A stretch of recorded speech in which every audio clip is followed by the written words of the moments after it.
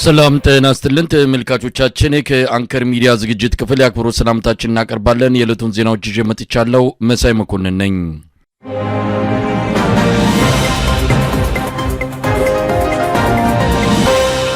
በአማራ ክልል የአብይ አህመድ አገዛዝ በሚሊሻና በአድማ ብተና አሰልጥኖ ለውጊያ ስምሪት ከሚልካቸው 90% የሚሆኑት ፋኖን እየተቀላቀሉ መሆኑን አንድ የክልሉ መንግስት ሰነድ አመለከተ።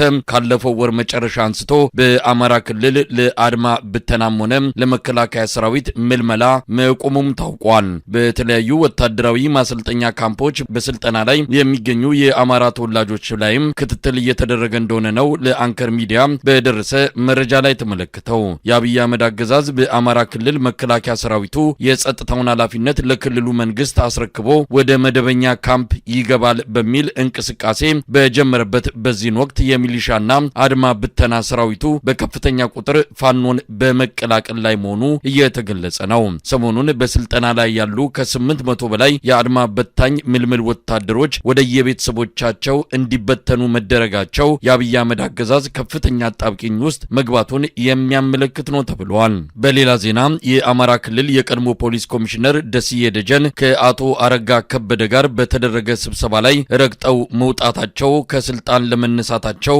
ምክንያት እንደሆነ እየተነገረ ነው። በክልሉ ያለው የጸጥታ አመራሮች ውዝግብ አሁንም እንደቀጠለ ነው። የኮሚሽነር ደስዬ ስብሰባ ረግጦ መውጣትን ተከትሎ ከመንግስት የተሰጣቸው ንብረቶች በሙሉ የተነጠቁ ሲሆን ጥቅማ ጥቅሞቻቸውም ተቋርጠዋል። የፖለቲካ እስረኞች ከባህር ዳር ወደ አዲስ አበባ እንዲዛወሩ እየተደረገ መሆኑ፣ ሌሎች እስረኞችም ወደ ዳንግላ እንዲወሰዱ መወሰኑ ምናልባትም በባህር ዳር ያለው የጸጥታ ሁኔታ ችግር ውስጥ ሳይገባ እንደማይቀር ነው ለመረዳት የተቻለው። ይህ በእንዲህ እንዳለ ባለፈው በጎርጎራ በደረሰው የሄሊኮፕተር አደጋ የተጎዳው የፌዴሬሽን ምክር ቤት አፈ ጉባኤ አቶ አገኘው ተሻገር ለከፍተኛ ሕክምና ከሀገር ውጪ ሊወሰድ እንደሆነም ለአንከር ሚዲያ በደረሰ መረጃ ላይ ተመልክቷል። የዘውትር ተሳታፊያችን ዝርዝር ዘገባ አለው። የአማራ ክልል የመንግስት ከፍተኛ ባለስልጣኖች በተደጋጋሚ ጊዜ ስብሰባ እያደረጉ ነው። በክልሉ ፕሬዝዳንት በአቶ አረጋ ከበደና በኮሚሽነር ደስዬ ደጀን መካከል ስብሰባ ተቀምጠው አለመግባባቶች ተፈጥረው ስብሰባ ረግጠው እንደወጡ ነው የደረሰኝ መረጃ የሚያመላክተው። ደስዬ ደጀኔና አረጋ ከበደ የተጣሉበት ዋነኛ ምክንያት በጸጥታው ጉዳይ ላይ አጠቃላይ ውይይት በሚደረግበት ሰዓት ተገምግመው እነዚህ ሰዎች በአግባቡ ስራቸውን አልሰሩምና ከስልጣን መወገድ አለባቸው የተባሉትንና አንደኛው እነዚህ ወገዱ ሲል አንደኛው እነዚህ በታታሪነት የሚሰሩ ናቸው ለኛ እየሰሩ ስለሆነ በሚል አለመግባባቶች ተፈጥረው ወዲያውኑ ደስዬ ደጀኔ ስብሰባውን ረግጠው ወጥተዋል። ስብሰባውን ረግጠው ከወጡ በኋላ ግን በአንድ ቀን ጉዳዩ ሳይጣራ ሙሉ መንግስት ይዛቸው የሚችለውን የትራንስፖርት አገልግሎት፣ የቤት አገልግሎት፣ የጥበቃ አገልግሎቶችን አጠቃላይ መንግስት ያቀርብላቸው የነበሩትን ሁሉም አገልግሎት በሙሉ ቀምቶ ባዶ እጃቸውን እንዳስቀራቸው ነው የደረሰኝ መረጃ የሚያመላክተው። ይህ በእንዲህ እንዳለ በአማራ ክልል ለሁለት ዓመታት በጦርነት ላይ የቆየው የመከላከያ ሰራዊት ከአማራ ክልል ሊወጣ ነው በሚልና ክልሉ የጸጥታ አስከባሪዎች ሰጠን እንወጣለን በማለት ከፍተኛ የፕሮፓጋንዳ ስራ እየተሰራ በመሆኑና መንግስት በጥበቃ የሚፈልጋቸውን እስረኞችን በተለይ በአጠቃላይ በአማራ ክልልና 15 የመንግስት እስር ቤቶች አሉ። ከነዚህ እስር ቤቶች ላይ በከፍተኛ ደረጃ ይፈልጋሉ። ፖለቲካሊ ቢወጡ ህዝቡን ቀስቅሰው የህዝብ አመጽ ሊያስነሳው ይችላሉ ያላቸውን እስረኞችን በሙሉ በጥብቅ ጥበቃ አድርገው ወደ አዲስ አበባ በማምጣት ቀሪዎቹን ደግሞ በተለይ በዋናነት የዳንግላ ማረሚያ ቤት፣ ደብረታቦር ማረሚያ ቤት፣ ወልዲያ ማረሚያ ቤት፣ አዲስ ዘመን ማረሚያ ቤትና ጭልጋ ማረሚያ ቤትን በጥብቅ ጥበቃ ስር እንዲቆዩ ለማድረግ ከፍተኛ የጥበቃ ኃይሎችን እንደመደበ ነው መረጃዎች እየደረሱኝ። በአማራ ክልል የሚገኙ አጠቃላይ የፋኖ ኃይሎች እንቅስቃሴ እያደረጉ ወደ ከተሞች እየጠቁ በመሆኑ ማረሚያ ቤቶቹን ገብተው ጥቃት በመሰንዘር እስረኞችን በሙሉ አውጥተው የተጨማሪ ኃይሎች ያገኛሉ በሚል እሳቤ ነው ይሄ ጥበቃ እንዲጠናከር የፈለገው። ሌላው የብልጽግና መንግስት ከ800 በላይ የሚሆኑ በግዳጅ ተይዘው ለውትድርና ማሰልጠኛ ጣቢያ ስልጠና ሲወስዱ የነበሩ ከ835 በላይ የሚሆኑ የአማራ ወጣቶች ከዚህ በፊት በተደረገው ጥናት አሰልጥነን ወደ ወታደራዊ የውጊያ ቀጠናዎች ካሰማራናቸው የአማራ ተወላጆች ውስጥ ከ90% በላይ የሚሆኑት ትጥቃቸውን ይዘው ስልጠናቸውን ጨርሰው ወደ ውጊያ ቀጠና ከሄዱ በኋላ ከፋኖ ኃይሎች ጋር እየተቀላቀሉ መልሰው እኛን እየወጉን ነው በማለት ከላይ በመጣ ትዕዛዝ ስለሆነ እናንተ ወደ ቤተሰቦቻችሁ ባዶ እጃችሁን ትሄዳላችሁ ብለው ከመከላከያ ማሰልጠኛ ተቋማት እያስወጡ ወደ ቤተሰቦቻቸው እንደሸኟቸውና ይህን ተከትሎ በተለይ የጋምቤላ፣ የቤንሻንጉል፣ የኦሮሚያ እንዲሁም የሶማሌ ክልል ተወላጆች በአማራ ክልል በተደረገው ጦርነት የበለጠ የመቆየት እድል አላቸው በማለት እነሱን በመለየት የአማራ ክልልን ብቻ አስወጥተው አባረው እነዚህኛዎቹን ግን በስልጠና አስጨርሰው ትጥቃቸው ወደ አማራ ክልል ሊያሰማሯቸው እንደሆነ የደረሰኝ መረጃ ያመላክታል። በሌላ በኩል ዛሬ ዘግይቶ የደረሰን ዜና በጎርጎራ ከተማ ከ3 ቀን በፊት የባለስልጣናትን ይዛ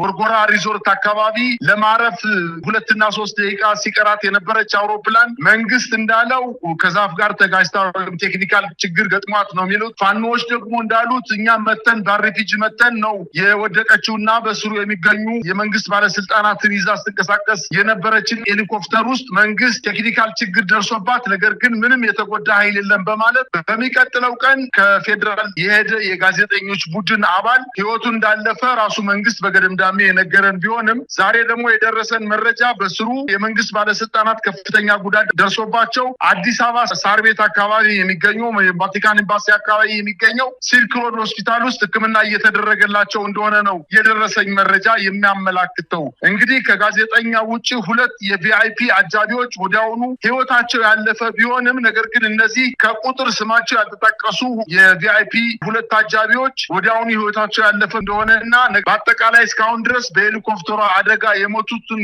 የሰው ቁጥር 3 እንደደረሱ ነው ከውስጥ አዋቂ ምንጮቻችን የደረሰኝ መረጃ የሚያመላክተው። በአዲስ አበባ በዚህ በሲልክ ሮድ ሆስፒታል ውስጥ የፌዴሬሽን ምክር ቤት አፈጉባኤ የሆኑት አቶ አገኘሁ ተሻገር የጭንቅላት አደጋ ወይንም በሙያተኞች አገላለጥ ትራውማቲክ ብሬን ኢንጁሪ የሚባለው ቁስለት ስለደረሰባቸውና ሲልክ ሮድ ሆስፒታል ያሉ ሐኪሞች ከፍተኛ ርብርብ እያደረጉላቸው ቢሆንም ነገር ግን ቀዶ ጥገና ማድረግ ስለማንችል ወደ ዱባይ ሄዶ እንዲታከም በማለት ወደ ዱባይ ወስደው ለማሳከም ጥረት እያደረጉ እንደሚገኙና ሰውየው ከደረሰበት ጉዳት የተነሳ በድምጽም ይሁን በሌላ በማንኛውም አይነት ነገር የሚቀርብለትን ነገር ምላሽ የማይሰጥና ማስታወስ የማይችልና የጭንቅላት ቀዶ ሕክምና እንዲደረግለት እንደሆነና ይሄንም ለመከታተል ወደ ዱባይ ለመሄድ በቪአይፒ አውሮፕላን ወደ ዱባይ ወስዶ ሕክምና ለማድረግ እንቅስቃሴ እየተደረገ እንደሆነ በመንግስት በኩል የደረሰኝ መረጃ ያመላክታል።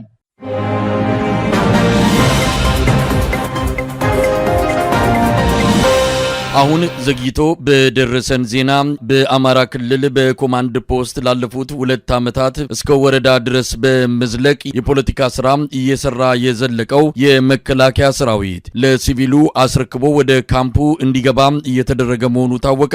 ማምሻውን በደረሰን መረጃ በአማራ ክልል ርዕሰ መዲና ባህር ዳር በክፍለ ከተሞች ጭምር መዋቅር ዘርግቶ ሲንቀሳቀስ የነበረው የመከላከያ ኮማንድ ፖስት ወደ መኮድ ተጠቃሎ እንዲገባ በመደረግ ላይ ነው። ሲቪሉ አስተዳደር ሙሉ በሙሉ አቅም ባልፈጠረበትና ከፍተኛ ውዝግብ በጸጥታ አመራሩ መሃል ባለበት በዚህ ወቅት መከላከያ ኃይሉ መዋቅሩን እያነሳ ለሲቪል አስተዳደሩ በማስረከብ ወደ ካምፕ መግባቱ ከፍተኛ ክፍተት ይፈጥራል በሚል የፖለቲካ አመራሩ ለፌዴራል መንግስቱ ስጋቱን መግለጹም እየተነገረ ነው። በነገው ዕለት ተጠቃሎ መከላከያ ኃይሉ ከሲቪል መዋቅሩ በመነሳት ወደ የካምፑ እንደሚገባ ነው በደረሰን መረጃ ላይ ተመለከተው። ይህ በእንዲህ እንዳለ በሰሜን ሸዋ ኢፍራታና ግድም ወረዳ ሸዋሮቢት ሰሞኑን ያገዛዙ ምሽጎች ተሰባብረው ከፍተኛ ቁጥር ያለው ሰራዊት መደምሰሱ ታወቀ። ከቅርብ ጊዜ ወዲህ እንዲህ አይነት ኪሳራ በአገዛዙ ላይ ሲደርስ የትላንትናው ከፍተኛ እንደሆነ ነው ለማወቅ የተቻለው። በአማራ ፋኖ የሰሜን ሸዋ ጠቅላይ ግዛት እዝ ካለፉት 3 ቀናት ወዲህ በተለያዩ የሰሜን ሸዋ ቀጠናዎች በርካታ ውጊያዎችን ማድረጉን አስታውቋል። መስመራዊ መኮንኖች ጭምር የተገደሉባቸው ውጊያዎች መሆናቸው በአገዛዙ ሰራዊት ላይ የደረሰው የደረሰው ኪሳራም ከፍተኛ መሆኑን የሚያሳይ ነው ይላል የአማራ ፋኖ ሸዋ ጠቅላይ ግዛት እዝ ህዝብ ግንኙነት ኃላፊ ሻለቃ አበበ ሙላት። ስለ ሸዋሮቢቱ እንዲሁም ሰሞኑን ስለተደረጉት ውጊያዎች ባጭሩ ማብራሪያ ይሰጠናል።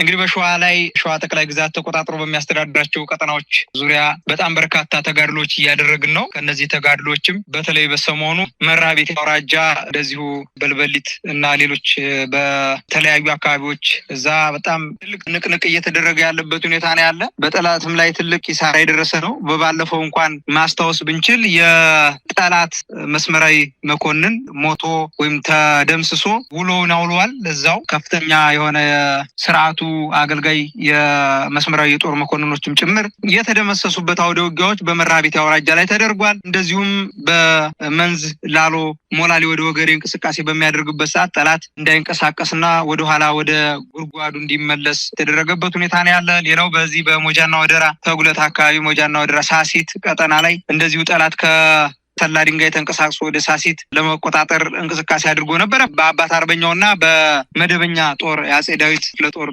ሻለቃ 3 ሻለቆች እዛ አካባቢ ነው ያሉት። በዚህ ላይ ከፍተኛ የሆነ ትንቅንቅ በማድረግ ጠላት ወደ ኋላ ተመልሶ ወደ ጉርጓዱ እንዲገባ ተደርጓል። ሌላው እንግዲህ በዛሬው ዕለት የተደረገ አውደ ውጊያ ነው። በአይነቱ ለየት ያለ በተጠና ዝግጅት የተሳካ ኦፕሬሽን የተካሄደበት ትልቅ ድል ነው። እንግዲህ የአማራ ፋኖ ሸዋ ጠቅላይ ግዛት እዝ ተቆጣጥሮ በሚያስተዳድራቸው ቦታዎች ላይ ጠላት እንቅስቃሴ ሲያደርግ ቅስሙን እየተሰበረ እንኳን አይደለም የተቆጣጠርናቸውን ቦታዎች ሊይዝ ቀርቶ እንደ ድመት የተሸጎጠባቸውን ከአንድ ወረዳ ላይ አንድ ቀበሌ ወይም 2 ቀበሌ ነው የያዘው። እንደ ድመት የተሸጎጠባቸውን እነዚህን ቀበሌዎች እንግዲህ በፍራቻ በስጋት ነው የሚኖርባቸው። ስለዚህ በዚህ ልክ ነው ያለው። ሌላው እንግዲህ ሸዋ ጠቅላይ ግዛት ላይ ያለው የጠላት ኃይል እንግዲህ ዙሪያውን በከባድ ፍርሃት ላይ በከባድ ጭንቀት ላይ ይገኛል። እንግዲህ በአርበኛ መከታው ማሙ የሚመራው የአማራ ፋኖ ሸዋ ጠቅላይ ግዛት እዝ በከፍተኛ የሆነ ትንቅንቅ ላይ ነው። በተለይ በ2 ኮሮች ተደራጅቶ ያለው እንግዲህ እኛ አንጨምርም አንቀንስም። በእርግጥ ከፍተኛ የሆነ የኃይል ግንባታ ላይ ነን። ሌላ እንደዚሁ ተመሳሳይ ኮር በቅርብ ይፋ እናደርጋለን። ለጊዜው ግን 2 ኮሮች በስሩ ያሉ ክፍለ ጦሮችን በማቀናጀት ከፍተኛ የሆነ ትንቅንቅ እያደረጉ ነው ያሉት። የአፄ አምደ ጽዮን ኮር ራምቦ ክፍለ ጦር በዛሬው ዕለት ከፍተኛ የሆነ ትንቅንቅ አድርጓል። እንግዲህ የኮሩ ቃኝ አባላትና የራምቦ ክፍለ ጦር አባላት በበላይነት ተሳትፈውበታል። ይህን የተሳተፉበት አውደ ውጊያ እንግዲህ የአብይ አህመድ ወንበር አስጠባቂ ስብስብ እንግዲህ በተለያየ ቦታ ላይ ምሽግ ሰርቶ ከፍተኛ የሆነ ትንቅንቅ እያደረገ ነበረ። ያም በተሳካ ሁኔታ ምሽጉ ተሰብሮ ኦፕሬሽኑ ተፈጽሟል ማለት ነው። ዛሬ እንግዲህ ሰኔ 13 ቀን 2017 ዓ.ም ከንጋቱ 11 ሰዓት ጀምሮ እንግዲህ በይፋት ቀጠና በቀወት ወረዳ ሸዋሮቢት ከተማ 08 ቀበሌ ልዩ ስሟ ዋንዛ የምትባል ቦታና እንደዚሁም በፌዴራል ማረሚያ ቤት አካባቢ ሰፍሮ በነበረው የመከላከያ ሰራዊት አባላት ላይ እንግዲህ በካምፕ ላይ ነው ጥቃት የተደረገው። እንግዲህ በዚህ አካባቢ ላይ በጣም በርካታ ጩኸቶች ነበሩ። ከሌሊቱ 11 ሰዓት ጀምሮ ድረሱልኝ የኦታ ጩኸቶች ነበሩ። እንግዲህ በዚህ ምሽግ ወይም ሰበራ ላይ በዚህ ጥቃት ላይ 5 የጠላት ምሽጎች ከ5 በላይ የጠላት ምሽጎች ተደምስሰዋል። እንግዲህ እነዚህ ምሽጎች ቀላል ምሽግ የሚባሉ አይደሉም። መሳይ የቁም ምሽጎች ናቸው። በጣም ከባድ ምሽጎች ናቸው። እነዚህን ምሽጎች ተሰብረዋል። እንግዲህ ጠላትም ከአንድ ሻምበል በላይ ተደምስሶበታል። ከአንድ ሻምበል በላይ የጠላት ኃይል ሙሉ በሙሉ ተደምስሷል። 7 የመከላከያ መስመራዊ መኮንን አመራሮች እስከ ወዲያኛው ተሸኝተዋል። እንግዲህ በሆስፒታል የቁስለኛ ክምችት አርሶ አደሩ ማሳ የሰራዊቱ ወይም የጠላት ሰራዊት አስክሬን ተከምሯል። እንግዲህ በጣም በርካታ የጠላት ሰራዊት አስክሬን ነው በየማሳው የወደቀው። እንግዲህ ይህንን ኦፕሬሽን እንደ አማራ ፋኖ ሸዋ ጠቅላይ ግዛት እዝ በአይነቱ ለየት ያለ የተሳካ ኦፕሬሽን የተፈጸመበት ነው። በርካታ ኃይሉን ያጣው የወራሪው ሰራዊት ሌላ ተጨማሪ ኃይል ከከሚሴና ከአጣዬ ማምጣቱን ተያይዞታል። እንግዲህ በዚህ በማምጣቱም ምንም ለውጥ አላመጣም። ሙሉ በሙሉ ከመደምሰስ አልዘለለም። እንግዲህ ከመደምሰስ ተረፈውም ኃይል እርስ በርሱ መናበብ ተስኖት እርስ በርሱም የሚዋጋበት አጋጣሚ አይተናል። እንግዲህ በዚህ የተበሳጨው የጠላት ኃይል በርካታ ንጹሃኖችን ደብድቧል። እንግዲህ በተለይ አውራ ጎዳና ከመሆኑ ጋር ተያይዞ የህዝብ ማመላለሻ ባስ መስመር በሚንቀሳቀስበት ሰዓት እንግዲህ እዛ የህዝብ ማመላለሻ ባስ ላይ በመተኮስ አንድ የህዝብ ማመላለሻ ባስ ላይ ያለ ተሳፋሪ ተገድሏል። እንግዲህ በተተኮሰ ጥይት ነው የተገደለው። በዚህ አስደናቂ ኦፕሬሽን ከመቼውም ጊዜ በላይ የጠላት ወራሪ ቡድን ሙትና ቁስለኛ ሲሆን በርካታ ቁሳዊና አካላዊ ኪሳራ አስተናግዷል ማለት ነው። የወገን ኃይል የበላይነት የታየበት ህዝባችን በልጆቹ ዳግም የኮራበት ድል ተመዝግቧል። በዛሬው ዕለት እንግዲህ እንደ ተርብ የሚናደፉት የአማራ ፋኖ ሸዋ ጠቅላይ ግዛት እዝ አፄ አምደ ጽዮን ኮር ራምቦ ክፍለ ጦር እንግዲህ ጠላት ላይ የጠላት ከፍተኛ ማዕረግ ያላቸውን አመራር ሲያጣ 3 የሻለቃ 2 የሻምበልና 1 የመቶ አለቃ አመራሮች እንግዲህ ምክትል መቶ አለቃ ነው ፎቶ መላክ እንችላለን። የጠላት ምክትል መቶ አለቃ አመራሮች ተገለዋል። እነዚህ ሙሉ በሙሉ ደምስሰናል። 3 የሻምበል 3 የሻለቃ አመራር 2 የሻምበልና 1 የምክትል መቶ አለቃ አመራር በዚህ አውደ ውጊያ ላይ ተደምስሰዋል። በጣም በርካታ ኃይሉን ያጣው።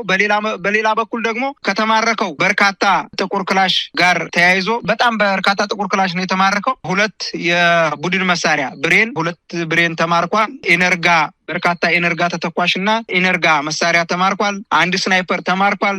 በተጨማሪ በርካታ የክላሽ እንዲሁም የብሬንና የስናይፐር ተተኳሾች እንዲሁም የብሬን ተተኳሽ ማለት ነው ተማርከዋል። በጣም በሚያሳዝን ሁኔታ በየምሽጉ ላይ በቁም ነው ምሽጉን ማሰው በየምሽጉ ላይ ወድቆ የምታገኘው የመከላከያ ሰራዊት የጠላት ኃይል ማለት ነው። በጣም በሚያሳዝን ሁኔታ አሁን አዲስ ሰልጥነው የመጡም አሉ። ምንም እንደው ያን ያክል ተኩስ ልምድ የሌላቸው ዝም ብሎ እንደው ከየሰፈር እየለቃቀመ ያመጣቸው ነው የሚመስሉት። በጣም በርካታ ኃይሉን ያጣው። በየጫካው የወደቀው ኃይል ለቁጥር እንኳን የሚታክት ለቁጥር የሚያዳግት የጠላት ኃይል ወድቋል።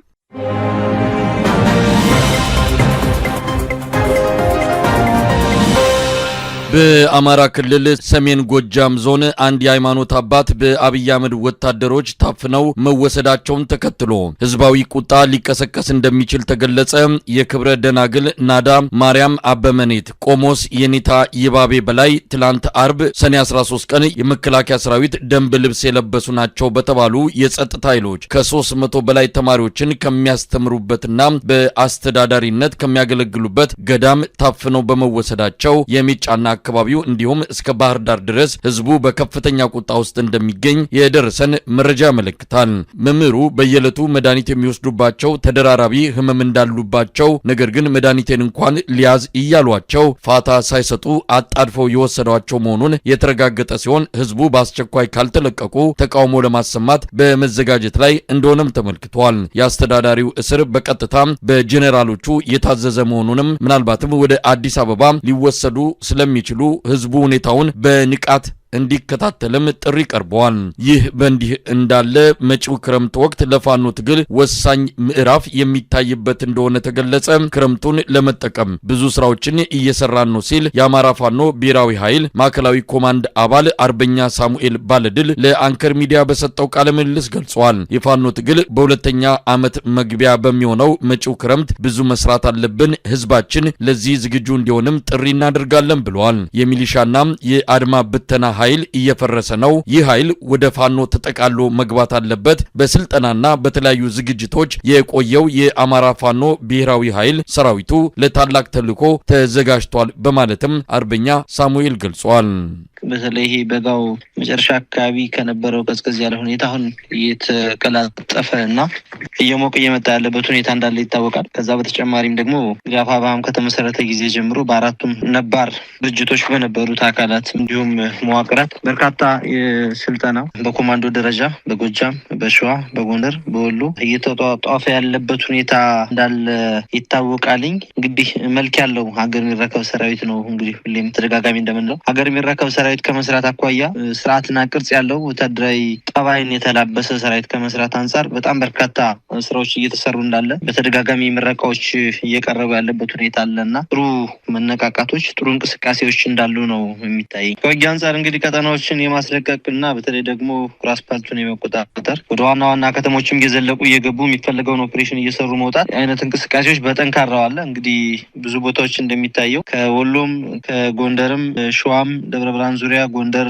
ዋና ከተማ ሆነ ደብረ ታቦር ዙሪያ ከተማዎችንም ጨምሮ ሌሎችም ጎጃም አካባቢም እንዳለው ሁሉም ቦታ ላይ በጣም ሰፊ የሆኑ ማጥቃቶች ይሰነዘራሉ። በዚህም በርካታ የቡድን መሳሪያዎች ጭምር መኪናዎች ጭምር እንግዲህ አንዳንዶቹ ለሚዲያም ጭምር የደረሱበት ሁኔታ ስለሚኖር በርካታ ስራዎች ይሰራሉ። ጠላትም ይደመሰሳል። በተለይ ከስቦ ከማስከዳት እና ኃይሉን ከማሳሳት አኳያ አድማ ብተናው ኦልሬዲ እያለቀ ያለበት ሁኔታ ነው ያለው። አድማ ብተናና ሚሊሻ እያለቀ እየፈለሰ ያለበት ሁኔታ ነው ያለው። የቀረውም እንግዲህ ለመውጣት በዝግጅት ላይ ያለ በጣም በርካታ ነው ያለው። እንግዲህ በቀን በጣም ብዙ የአድማ ብተናና የመከላከያ አባላት ይከዳል። በእርግጥም እየሳሳ ያለበት ሁኔታ ነው ያለው። ኃይላችንም የበለጠ ክረምቱን መጠነ ሰፊ ማጥቃት እንደሚያደርግ የሚጠበቅም ትልቅ ዝግጅትም እየተደረገ ያለበት ሁኔታ ስላለ ከዚያም ለመትረፍም ጭምር መዋቅሩን በማፈራረስ ረገድ በርካታ ስራዎች ተሰርተዋል። በውጊያም በርካታ ድሎች እየተገኙበት ያለበት ሁኔታ ነው ያለው። ሰራዊቱም በተግባር የሰለጠነውን ስልጠና በተግባር እየሞከረ ውጤት እያመጣበት ያለበት ሂደት ነው ያለው። ኑሮ ውድነት የምንበለው የሰላም እጦት የምንበለው በጣም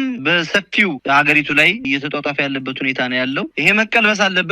ሰላም መምጣት አለበት። ሀገር መረጋጋት አለባት። ምቹ ኢኮኖሚ ያስፈልጋል። ወጦ መግባት የሚችል መኖር የተፈቀደለት ማህበረሰብ እንዲኖር ይገባል። ያን አላገኘንም። ያገኘንበት ሁኔታ የለም። ይሄ ነገር ሊቀለበስ የሚችለው አንድ የከስር መሰረቱ ይህን ስርዓት ነቅሎ በመጣል ብቻና ብቻ ነው። ይሄ ከሆነ ደግሞ የትኛውም አካል የትኛውም የማህበረሰብ ክፍል የዚህ ሁሉ ጉዳይ ሰለባ የሆነ ኃይል በሙሉ ይሄንን ስርዓት ለመንቀል መዘጋጀት አለበት። ጥሩ ጅምሮች አሉ። በደቡብ ኢትዮጵያ፣ በሶማሌ፣ በአፋር፣ በኦሮሚያ፣ በወለጋ ጥሩ ጅምሮች አሉ። ጥሩ እንቅስቃሴዎች አሉ። በአማራም ብቻም ሳይሆን ይህን ነገር ሁሉም የዚህ ትግል አካል የሚሆንበትንና ወደ ትግሉ አጋዥ ሆኖ በቻለው ሁሉ ገብቶ ስራ የሚሰራበት ሁኔታ መፈጠር ይኖርበታል ብዬ አስባለሁ። ከዚህ በተጨማሪ ግን ይሄን የክረምት ወር በአግባቡ መጠቀም መቻል አለብን። የክረምት ወራቶችን በሚገባ ብዙ ስራዎች መሰራት እንዳለባቸው እንዲሁም ደግሞ ትልቅ ዝግጅቶችም ሲደረጉ የከረሙበት ሁኔታም እንዳለ ይታወቃል። የሚሰሩ ጠንከር ያሉ ኦፕሬሽኖች ጠላትን የማጽዳት ስራዎች ይኖራሉ። ለዚህ ህዝቡ በስነ ልቦናም በትጥቅም በስንቅም በየትኛውም ድጋፍ ራሱን ማዘጋጀት መቻል ይኖርበታል።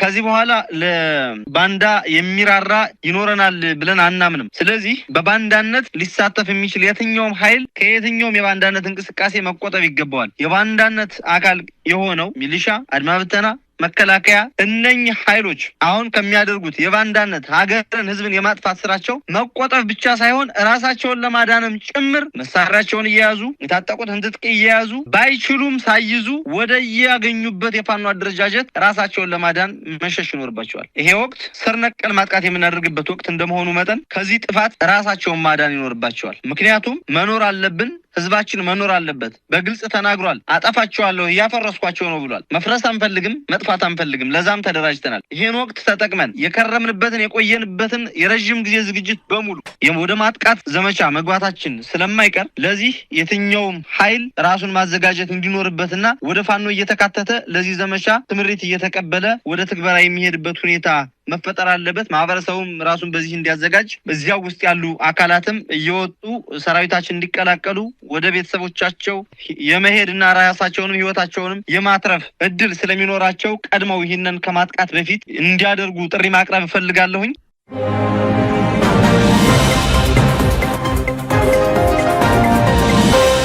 በአዲስ አበባ የተጀመረው ልዩ ፍተሻ ሶስተኛ ሳምንቱን ተሻገረ። ህገወጥ የመሳሪያና የገንዘብ ዝውውርን ለመከላከል በሚል የተጀመረው ልዩ ፍተሻና ብርበራ በዋናነት ማንነትን ያተኮረ ዘረፋና እስር እንደሆነ ነው ለአንከር ሚዲያ ከተለያዩ የአዲስ አበባ አካባቢዎች የሚደርሱት ጥቆማዎች የሚያመለክቱት። የፋኖ ኃይል አዲስ አበባ ገብቷል፣ ሌሎች ኃይሎችም ሰርገው በመግባት አገዛዙን ከመሃል ሊንዱት ተዘጋጅተዋል በሚል ስጋት እየተናጠ የሚገኘው የአብይ አህመድ አገዛዝ አዲስ አበባ ላይ ከፍተኛ ብርበራ እያካሄደ ሲሆን ከአማራ ባሻገር የትግራይ ተወላጆችና የኤርትራ ዜጎች ላይ ያነጣጠረ ፍተሻና ዘረፋ እየተከናወነ ነው። ከቅርብ ቀናት ወዲህ ኤርትራውያን በተለየ ሁኔታ እየታሰሩ ሲሆን ወደ ተለያዩ ስውር እስር ቤቶች መወሰዳቸውንም ያገኘነው መረጃ ያመለክታል።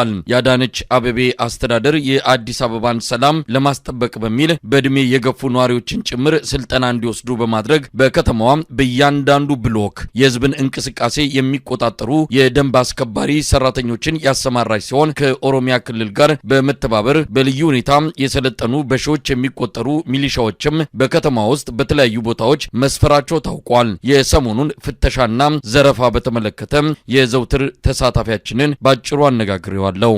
በአዲስ አበባ ከተማ ከ15 ቀን በፊት በጣም በተለየ ሁኔታ የፌዴራል ፖሊስ፣ የደንብ ማስከበር ጽሕፈት ቤት፣ የአዲስ አበባ ፖሊስ፣ ቀይ ቦኔት ያደረጉ የመከላከያ ሰራዊት አባላት ከወትሮ በተለየ ሁኔታ ከፍተኛ የሆነ በየሰፈሩ እየገቡ አሰሳና ህዝብን በማሸማቀቅ ላይ እየተገኙ ቢሆኑም በተለይ በዚህ 5 እና 4 ቀን ውስጥ ግን በህዝብ በጣም በብዛት በሚገኙባቸው አካባቢዎች ከበባ በመፈጸም ከምሽቱ 4 ሰዓት እስከ ንጋቱ 10 ሰዓት ድረስ በየቤቱ በመግባት ከፍተኛ ፍተሻ እየፈጸሙ እንደሆነና በተለይ አማራዎች ወይንም የአማራ ተወላጆች በሚወዙበት አካባቢ ከፍተኛ የሆነ ፍተሻ ብቻ ሳይሆን ዘረፋ፣ ድብደባና ሰውሮ ይዞ በመጥፋት የደረሱበት እንዳይታወቁ እያደረጉ እንደሚገኙ ነው የደረሰኝ መረጃ የሚያመላክተው። በተለይ በአዲስ አበባ በተለያዩ የኮንዶሚኒየም አካባቢዎች ተለይተው የአማራ ክልል ተወላጆች ንብረታቸው እየተዘረፈ በሌሊት ያለምንም የፍርድ ቤት ትዕዛዝ ወረቀት ሳይዙ በሌሊት 4 ሰዓት ላይ የአንድን ቤት 10 እና 15 ፖሊሶች በመግባት ቤተሰቦቻቸውን በሌሊት በማስወጣትና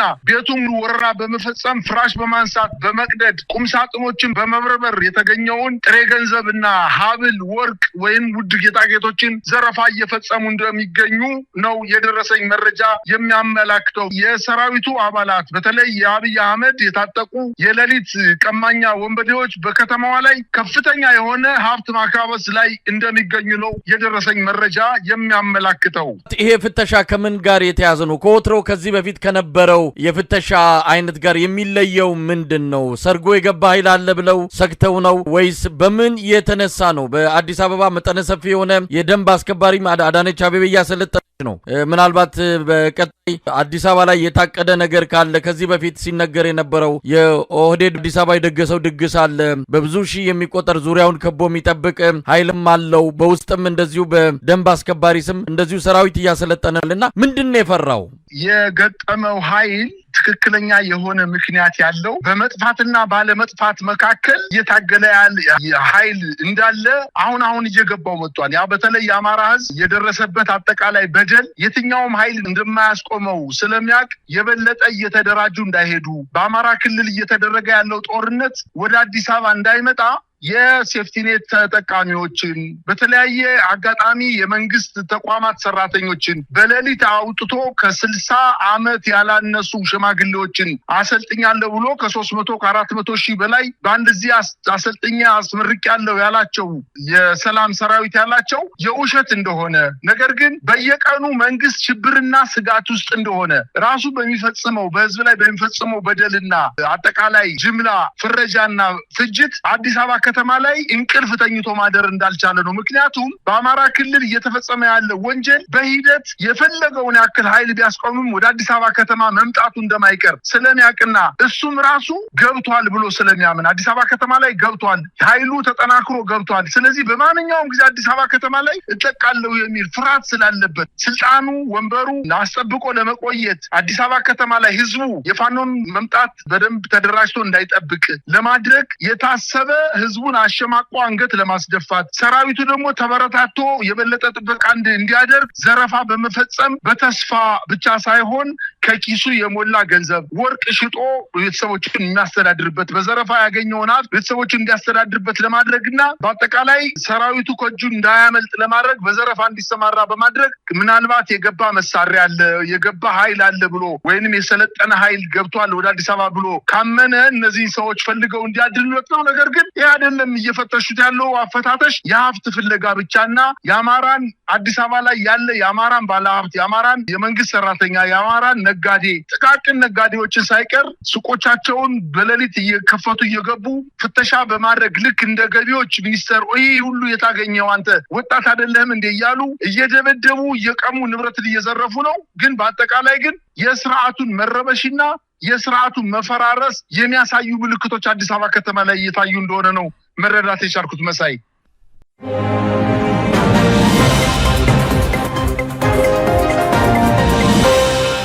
በመጨረሻም የአብይ አህመድን ማብራሪያ ለመስማት የተጠሩ የፖለቲካ ፓርቲ አመራሮች በምግብ መብላት መርሃ ግብር ወቅት ግርግር በመፍጠር አሳፋሪ ተግባር ሲፈጽሙ እንደነበረ ተገለጸ።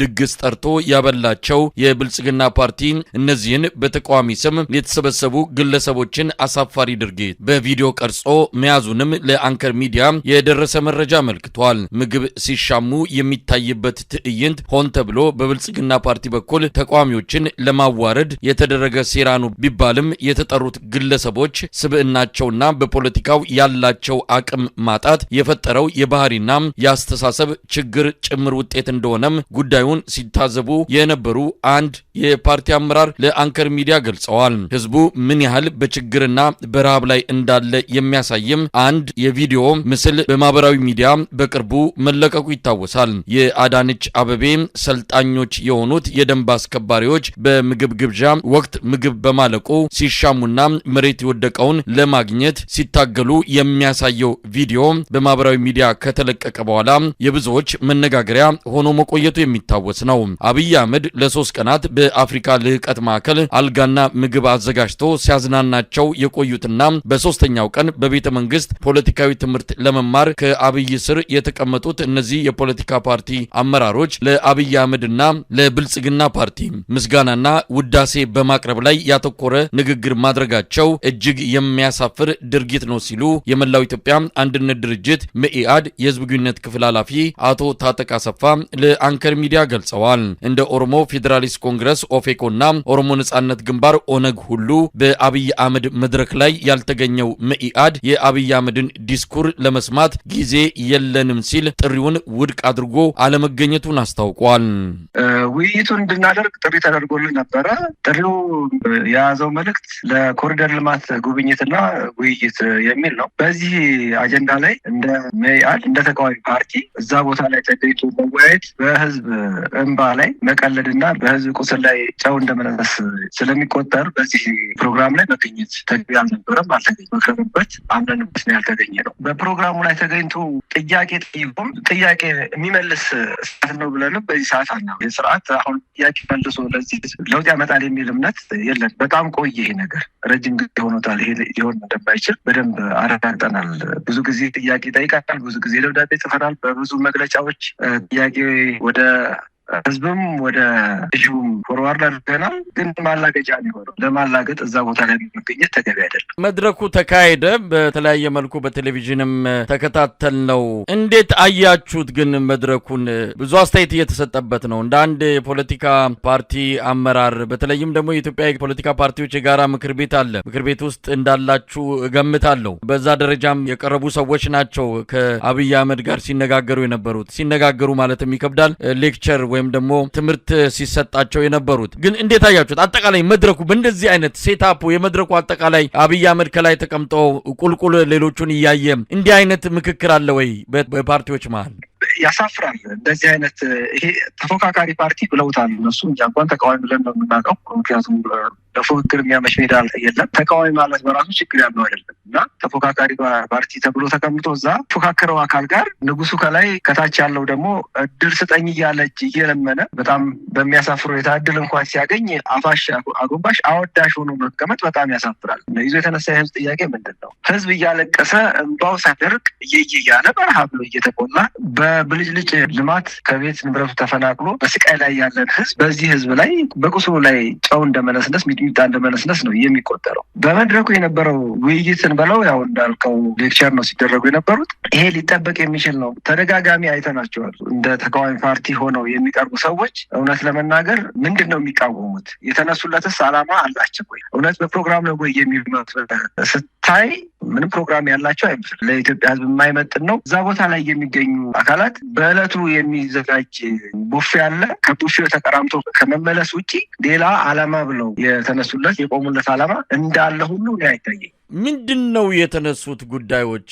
አብይ አህመድ ተቃዋሚዎች የሉም እስከ ማለት የደረሰ ሀሳብ የላችሁም እያላቸውም ከመድረኩ የሚሰማው ነገር የእሱን ውዳሴና ሙገሳ ነው። እንኳን አይደለም የምትሰራው ህልምን ሁሉ እንዴት እንደምንወደው የሚሉት ሰዎች ናቸው የተሳተፉት። የግንዛቤ ማነስ ነው፣ የሆድ ጉዳይ ነው። ምን እንበላቸው? ለአቅመ ፖለቲካ ያልደረሱ ማተም በቦርሳቸው ይዘው የሚዞሩ ለብልጽግና መሪና ለብልጽግና ፓርቲ እድሜ የሚለምኑ ሆነው ነው ያገኘናቸውና እናንተስ ምን ተሰማችሁ? በመድረኩ ላይ የሰማችሁት ነገር? እውነት ለመናገር ይሄንን መድረክ ጨርሶ መከታተል ለጤና ችግር ያመጣል። መድረኩ በጣም አሰልቺ ከሚባል መድረክ አንዱ። ይሄንን በትዕግስት ጨርሶ የተከታተለ ሰው የሚደነቅ ነው። ግን እኔ በበኩሌ ሙሉን ለመከታተል የሚያስችል እንትን የለኝም። ምክንያቱም በጣም ተደራራቢ የሆኑ ችግሮች አሉ እዚህ ሀገር ላይ። አንዱን ከአንዱ በየደቂቃው በየሰዓቱ የምንሰራው ነገር በጣም እንትን ስለሆነ እሱ ላይ ስንረባረብ የእነሱን መድረክ ቁጭ ብሎ መከታተል በራሱ ስራ መፍታት ነው። በጣም አስቸጋሪ ነገር ነው። ሀሳብ የላችሁም ይላቸዋል ፊት ለፊት ቁጭ አድርገው። እውነቱን ነው። እዚህ ላይ ምንም አልተሳሳተም። እዛ የተሰበሰቡ ሰዎች ሀሳብ ቢኖራቸው ከእሱ ጋር ቁጭ ብለው ከእሱ እድል አይጠይቁም ነበር። ሀሳብ አላቸው ብሎ ማመን አይቻልም። እውነት ለመናገር በፕሮግራም የሚመራ ዕለታዊ አጀንዳ፣ ዕለታዊ ግብዣን እየተከተለ እዛ ቦታ ላይ ጊዜውን ሲያቃጥል አይኖርም። እዚህ ላይ የተሳሳተ አይመስለኝም ሀሳብ የላችሁም ለማለቱ ማለት ነው። እና እዛ ያሉ ሰዎች ሀሳብ የላችሁም ሲባሉ ሀሳብ አለን ብለው ሀሳባቸውን ፕሮግራማቸውን ይዘው መውጣት ነበረባቸው። እዛ እሱን አወድሰውና አንግሰው ከሚመለሱ ማለት ነው። በጥቅሉ እንደ ተቃዋሚ የፖለቲካ ብሎክ ሳየው እነዚህ አካላት ለሆነ ዓላማ በኢኩቤተር የተፈለፈሉ ለሆነ ቀን የሚያስፈልጉ ለድምፅ የሚያስፈልጉ ገዢው ፓርቲ ተደግፈው ብሎ ያሉ ናቸው። እስከሆነ ቀን ድረስ አንድ ቀን ስለሚያገለግሉ ስለሚቆሙት በተለያየ ድጋፍ እስከፈለገው ጊዜ ድረስ ያቆያቸዋል። ዛሬም እንደዚሁ ነው። ትላንትም በህወሓት ጊዜ የነበረ ትሬንድ ነው። ይሄ የቀጠለ ትሬንድ ነው እና ህዝቡ መለየት አለበት። ከማን ጋር መቆም ያለበት፣ ምን አይነት ትግል ነው ማድረግ ያለበት፣ እውነት ሊታገሉለት ነው ወይስ ሊሸጡት አሰፍስፈው ያሉ ናቸው? ይህንን መለየት መቻል አለበት የኢትዮጵያ ህዝብ።